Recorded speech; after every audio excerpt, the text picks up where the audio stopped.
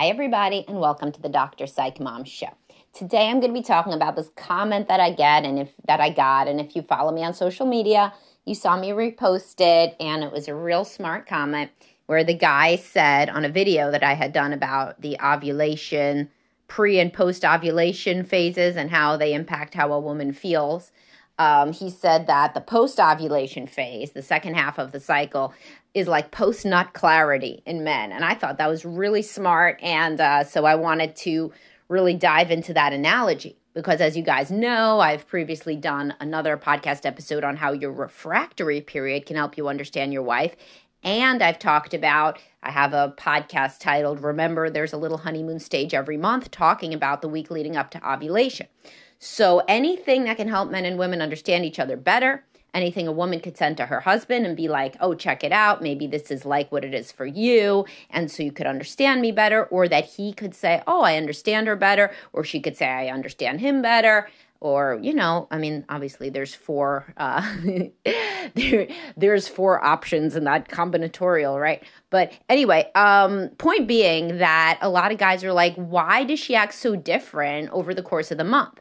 Like, oh, maybe she gets cramps a couple days before her period or on her period. But before that, why are there still variations? Why isn't it just like she's one way and then she gets her period and she's another way? And meanwhile, you're telling me there's all these ways. Yeah, that's being a woman. So, if you're a heterosexual guy with a woman who is ovulating still, then yeah, you really ought to know the phases. Just like I talk to women about how if you're a heterosexual woman and you want to be with a guy, you have to understand he has a sex drive and probably a physical touch love language and et cetera, et cetera. Understand him the way you would understand your son. All of this stuff, I'm trying to help people understand each other. So in this case, it's a really interesting analogy. Oh, and I got ahead of myself, so I didn't tell you to subscribe. If you subscribe, you get 165 plus extra episodes with more coming all the time. So you definitely should subscribe to get hours and hours more of me talking. And most recently, it was the idea that when people say the world is so hard, so we should shelter our children from it as long as possible. That's not smart. That goes along with anxiety and et cetera, et cetera. But you get a lot of episodes on parenting, sex, relationships, whatever. Everything that I talk about if you subscribe. But back to this post-nut clarity. So when the woman ovulates, so when the woman ovulates, like I said, it's like a little honeymoon stage. Her body wants her to breed. Her body wants her to make a baby. So she has beer goggles on, basically. She thinks her husband is better than he is. Right? Just like all these videos and memes that are funny about a guy, having post-nut clarity and looking over at the woman that he just had sex with and being like, ooh, she's not my type or whatever, because he doesn't have the beer goggles on of desire anymore. He's in his refractory period. He cannot procreate right then, even for just a few minutes if he's a young guy.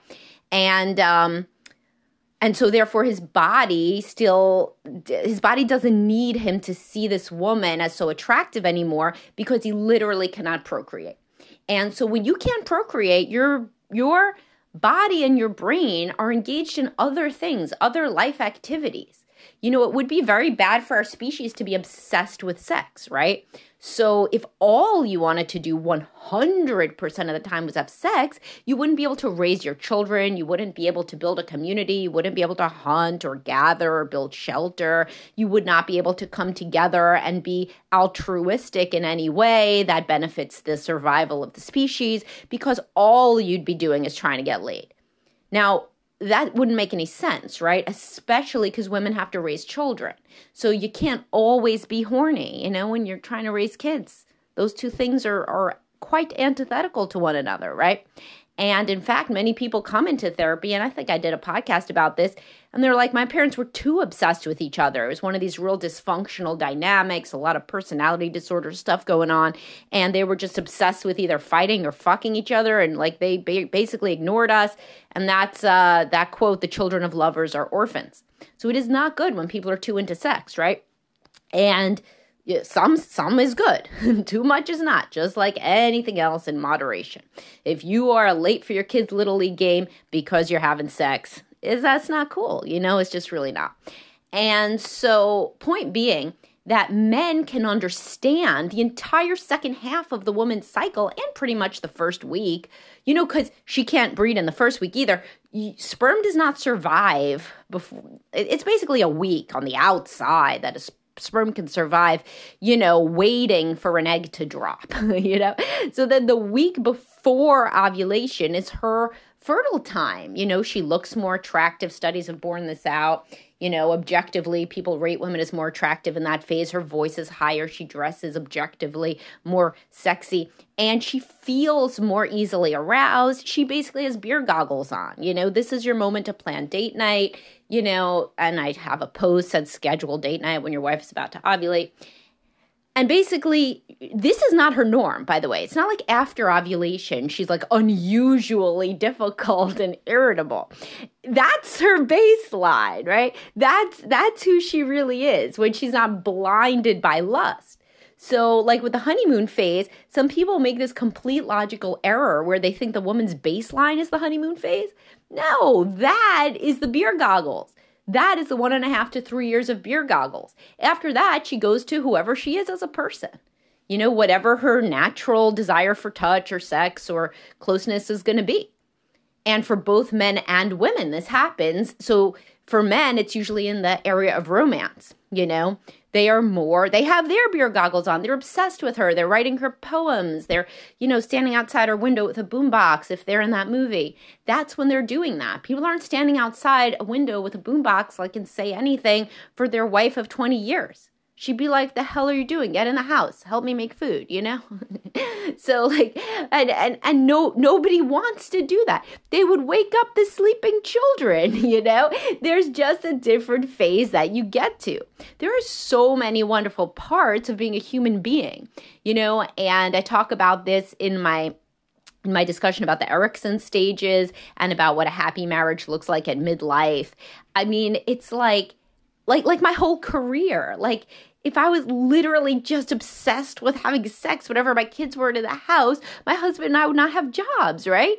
I would not be recording this podcast for you. I would not be able to help people. So that does not mean that, you can't have a good sex life and do other things, but you cannot be obsessed with sex. You cannot be a sex addict and do other things. And the people that come in that are struggling with sex addiction, that's literally the problem. They're watching porn at work. They're losing deals because they come in late because they were up and they were watching porn all the time or trying to hook up with women, or they were at the bar, or they were cheating and they're ruining their marriage. They're ruining their lives over sex. So basically, obviously, you cannot be obsessed with sex. There's not too many ways to say that. It should be fairly self-explanatory. So when you've already ejaculated, you are ready to do different things, You are good to go for a little while, and you can go build those pyramids or whatever the hell your imperative is as a human being at whatever generation. You are not just literally obsessed with sex. And when guys are, then they just don't become as successful. That's like the God's honest truth. Because there were these young guys on Instagram. At some point I said something like this, and all these 20-something-year-old guys were like, oh no, I would go in late to work to have sex. I would do that every day. And it's like, well, that's not how you're going to feel when you make partner, that's just not how you're going to feel when you have to support your family and pay for your children to eat. Then you're not going to, just quit doing anything so that you can have sex. Certainly some days, of course, you could go in late or something. But you see my point, obviously. And so for women, the entire second half of the cycle is pretty much like that. And now, does that mean that they don't want sex at all? No. Based on whatever their natural kind of desire for touch is, they could still have an orgasm. They're not as orgasmic, But the honeymoon stage, again, is like being hyped up on drugs, on sex drugs, and beer goggles or whatever analogy you want. So it doesn't feel the same. But, some women also, the twist in the hormones at the day before your period. Some women are more easily aroused. They want to have sex. And in fact, it brings on their period, they think, and they say, and who knows, maybe that does, or maybe your period was about to come. And so the switch of the estrogen and the testosterone is something, but many women do not feel that way. And many women, it's just kind of a real big change that they feel after ovulation until menstruation.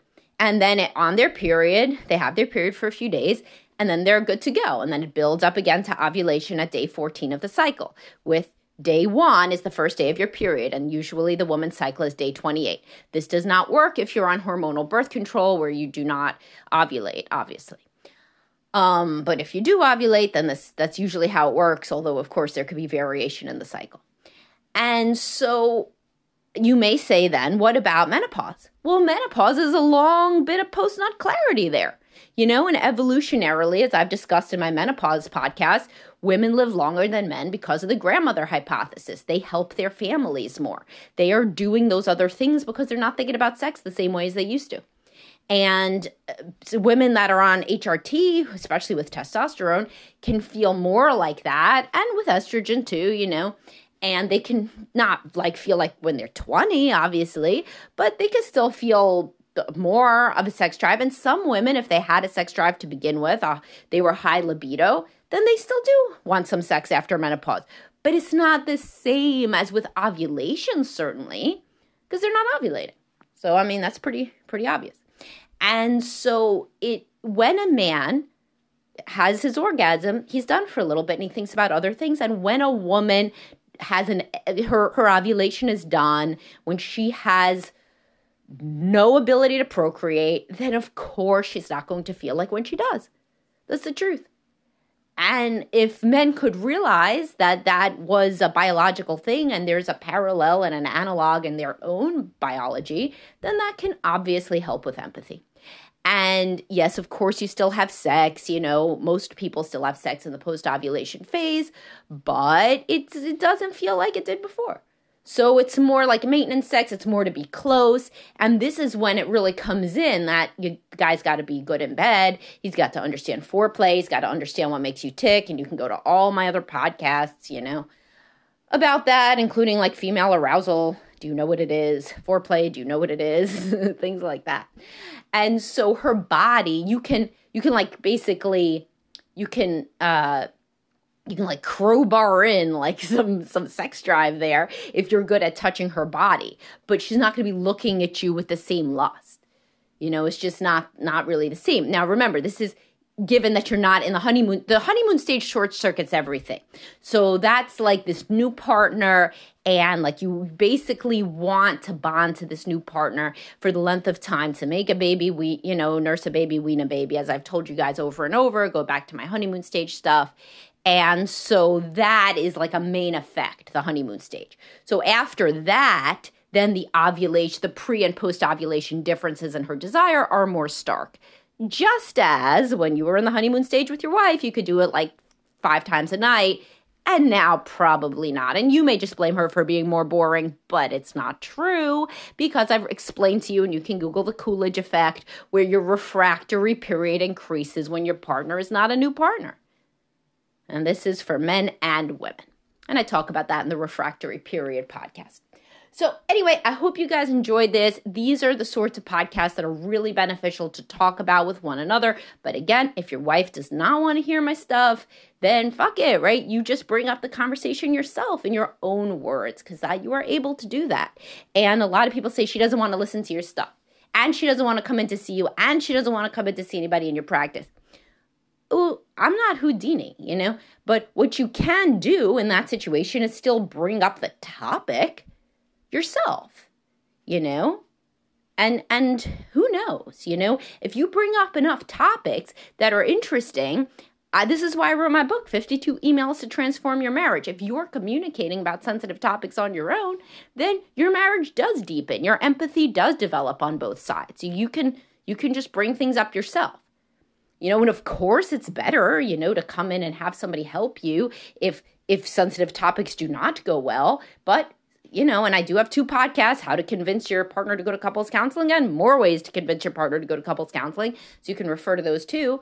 And that's ideal, right? Because then you have specific set aside time where you guys know you're going to be learning and talking about the relationship, et cetera, so you're in the headspace to do that.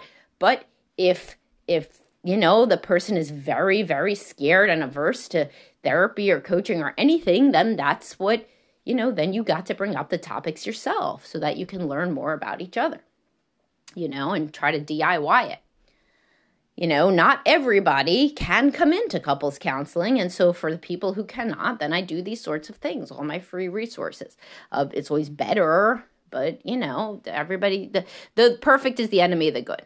All right. I hope you guys enjoyed this. I hope that it gave you something to think about and better ways to understand one another. And I will talk to y'all soon. Have a great day, guys.